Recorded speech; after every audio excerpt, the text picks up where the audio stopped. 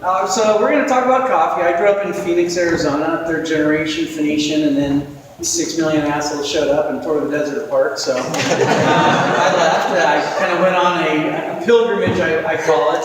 I moved to Sacramento, went to culinary school, then moved to Lake Tahoe, started becoming a chef and running the Stanford Sierra camp up in Lake Tahoe. Then I moved up to Coeur d'Alene, Idaho, and became a pastry chef. They were filming Dante's Peak up there, and a sales guy came in and was like, "Hey, they're hiring chefs to go cook for movies." And I was like, "Sure, why not?"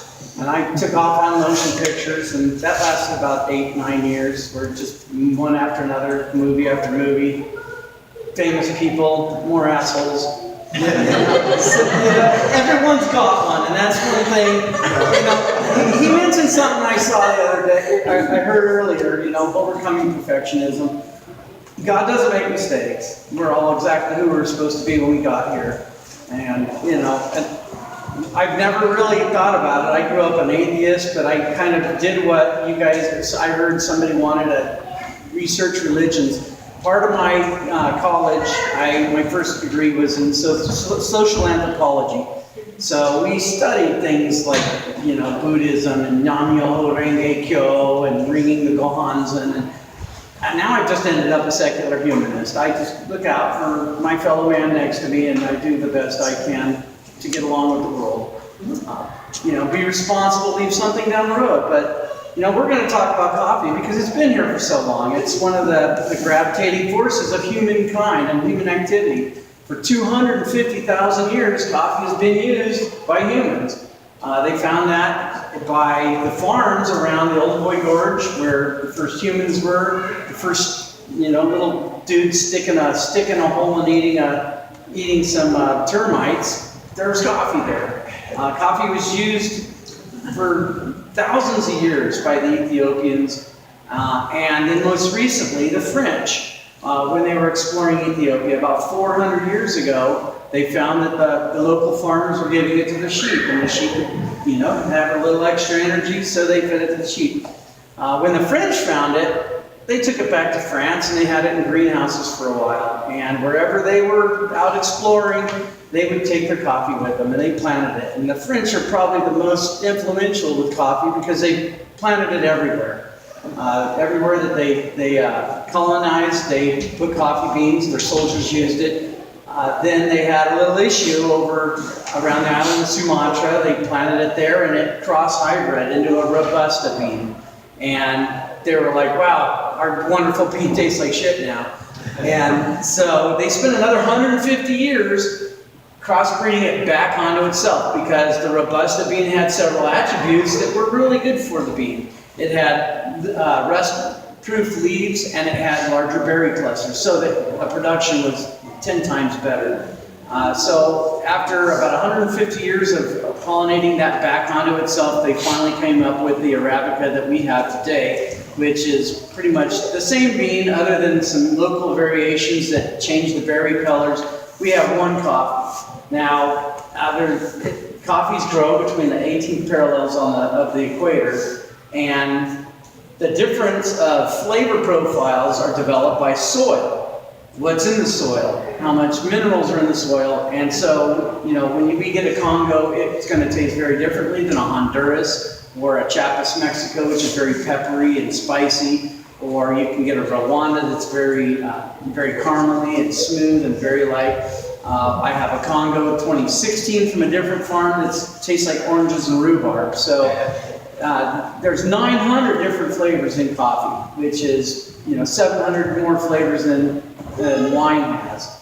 So coffee is a very complex beverage that only until recently, in the last probably 20 years, is being capitalized on. Starbucks kind of started moving it, but they haven't really done anything in 40 years other than burn most of the world's coffee supply. And it's sad because they buy a third of the world's coffee supply and then they proceed to burn it and then put cream and sugar all over it and ruin it. So coffee is something to be celebrated. In England and a lot of the European countries, coffee houses are a place for people to gravitate. On my Clash of Clans account, because I have to get in my 2 attacks a day, I have a lady from England, and she can't believe that I have a drive-thru. And I was like, I couldn't exist without a drive-thru. That's 40% of my business. And she's like, here in London, we sit down and we look people in the face and we talk to them. And I went, yeah, we talk to our phones. So there's different methods of brewing coffee and how it's come about. The earliest big coffee drinkers were in the Middle East, in Turkey, and the Turkish coffee, they grind it to a fine powder and then they boil it, and once it raises to the top, they let it collapse, they boil it again. And my friend Nazir, when I worked at 7-Eleven in college, his wife made me a cup, and I thought I was going to die. It's probably the most caffeinated beverage on the planet. And that comes to the caffeine. You'll hear a lot of things about caffeine. Oh, the darker, the more caffeine. Caffeine is not created by roasting. Caffeine is in the bean, and caffeine is created by elevation. So, depending on the elevation that your bean is picked and grown at, is how much caffeine is in that. Now, what does happen in roasting is the bean expands and becomes more porous. So, a lighter roast will have a little more dense properties to it, and it takes longer for the extraction of caffeine. Whereas a darker bean will have a lot more, it's a lot less porous, or it's a lot more porous, so that when you steep it, more of that caffeine is released from the bean. So that's why darker roasts tend to have the appearance of more caffeine. It's not that there's more caffeine, it's just that it was released. So, that, just don't let anyone bullshit you with other stuff. Because you'll skip a lot of good coffee if you believe it. The lighter roasts are wonderful. Cold brewing, you'll get all your caffeine if you're looking for caffeine buzz. I mean, I drink about a gallon a day, and it doesn't affect me any. At least a little shaking doesn't bother me. Yeah, I know. I thought I had Parkinson's, so I started drinking all these double martinis, and it was smooth after that. So we have 4 different popular methods. We have our drip coffee. You can get your drip machine. I recommend against drip machines. I do a coffee class over at Hobble Creek Coffee in Springville, and when I do that class, a lot of the post-mortems will say, well, I went out and I bought this and I bought this, and they have $1,000 worth of stuff. And I'm like, why? I said, go spend $12, take all that shit back to Home Depot or Lowe's or wherever you got it. You don't need a lot. A French press will get you there. A drip coffee machine, I think they're garbage. I'd rather do a pour over than a drip. It's going to be faster, and you don't have to throw a piece of garbage in the landfill in a year, because every drip coffee machine will last you 1 year. And then you'll be like, and I don't know anybody who's that disciplined to clean your machine out every 3 weeks. Vinegar or something else. So I would do a French press. I would do a pour over. I would do just about anything other than going and buying a Mr. Coffee or a Keurig. I'll rub 2 sticks together if I had to, but coffee machines are horrible. If you do have to get a drip coffee, if you're doing, even if you're doing 8 cups, go buy a Chemex. And it's a pour over, but you can at least utilize your hot water heater for your cup of noodles too. So you'll have multiple uses for that. Then you have your drip, your pour over, your French press, and then the all-loving espresso. The espresso is a finder grind, and then it's put under several bars of pressure, and an extraction of liquid of the gods comes out. I had the best extraction off of a Slayer machine. The Americans are coming through again. We're kicking butt. The Slayer machine is made in Seattle, and they've reinvented how they are extracting espressos. It's a 50-second extraction. It's on my list of things to buy. It's $18,000. Yeah, so it's a ways down the road. Selling coffee in Springville is not the easiest thing in the world to do.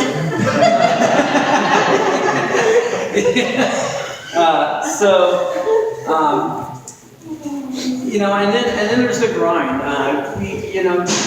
If you're going to do a cold brew, you want a coarse grind. If you're going to do a drip, you go with your drip grind, and espresso is going to be a fine grind. Water is another important thing. There's 12 hands that coffee touches before it gets to me. and then I can roast it, and I can do a good job roasting it. And if you have a lousy barista, or if you have a lousy piece of equipment, or you have lousy water, you can just take all those 12 people's efforts and throw it away. So, you know, but I'm not saying that you have to get perfect coffee. It's a, you know, it's a gradual thing. You'll get better the more you work with it. But water is important to do also. Make sure you have a good filter. You don't want to have bad odorous flavors. The water here is incredibly hard. Ice machine filters work best in Utah Valley because it has, it gets rid of some of those calcites. It's really just ruined your equipment. So if you can get some type of ice machine filter, that's the main one to look for. You can go down and they have like a charcoal filter and an ice machine filter, put them together, and you got a great system for filtering your water. Then the temperature, bring water to a boil, take it off the stove for 2 or 3 minutes, pour it over your coffee. And the amount of coffee is 1 tablespoon per 6 ounces, or 1 to 15 ratio, water to coffee. So, and then when it comes to flavorings, you know, enjoy what you're drinking. I mean, some people, Springville, they demand lots of cream, lots of sugar, and it's disgusting. It's just like they're so delicious, you know. I look at their line around the building of those gerbils running through the so delicious line, and then I look at my coffee shop with my 1 or 2 or 3 cars, and I'm like, what am I doing wrong? I'm not doing anything wrong. It's just I'm here. And then profiles, and that's what we're going to study today, is how roasting affects the profiles.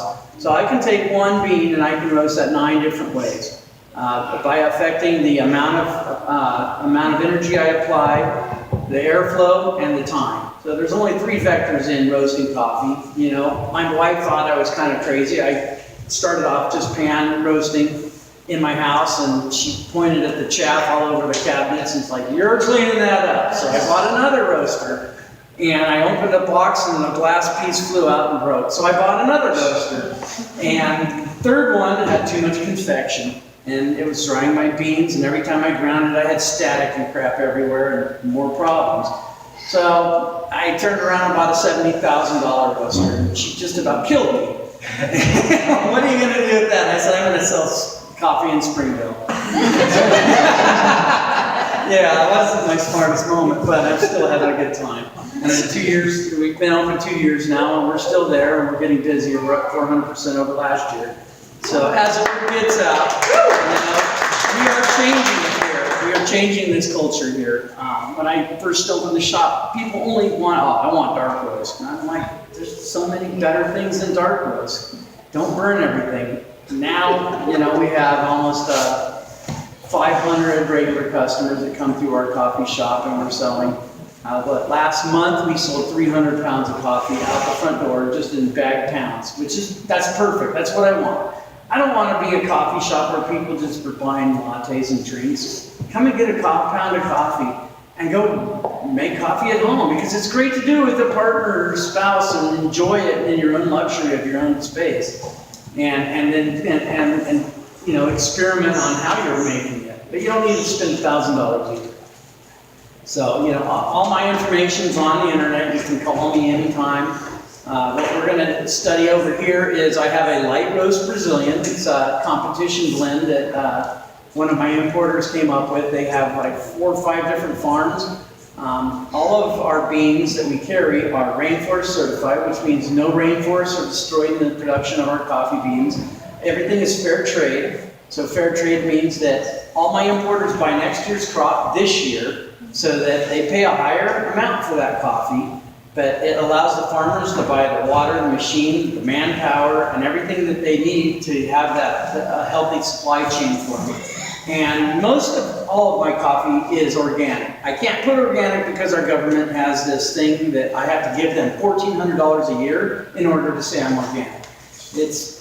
So I just don't do it. So I don't post that I have organic coffee, even though I have organic coffee. I just can't say I do. Yeah, because our government. So we have the competition Brazilian. Oh, and that's the other thing. Everything that we carry is hand-picked.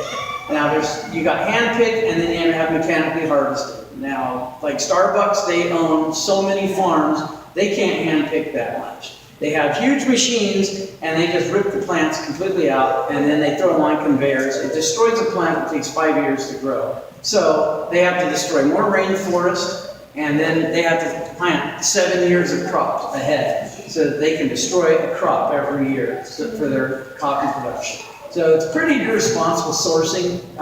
Companies like Starbucks and Peet's and all these gigantic companies that buy billions of pounds of coffee, it's all mechanically harvested, irresponsibly harvested from our planet. I do not subscribe to that kind of sourcing. So our other coffee we have over here, we have Honduras. I got a Central American and then a Chiapas, Mexico. What you're going to expect is the Honduras will be very chocolatey. It's one that just loves energy and heat. It loves the chocolate flavors. You're going to find on the Chiapas, Mexico, it's very peppery. It's going to be spicy, peppery, and have like kind of a milk chocolate flavor to it. And then on the Brazilian, you're going to get a lot of berry flavors and a lot of acidity, fruitiness, and citrus to it. So with that, let's go over and let's enjoy some coffees. There's some handouts over there that I only got a few, but if you want some, I can definitely get you some. You can DM me on Facebook, Hobble Creek Coffee Facebook or Instagram, and I can send this right to you. But let's go enjoy some coffee. These I roasted last night. Question? Were you going to remind them not to fill up the cup? Oh yeah, and I only have the 3 air pots, so just give yourself like an ounce or two, enjoy it, and let everybody get through it, and then whatever's left you can fill up and drink it at the end. But yeah, let everyone have the chance to try all 3 profiles. Okay.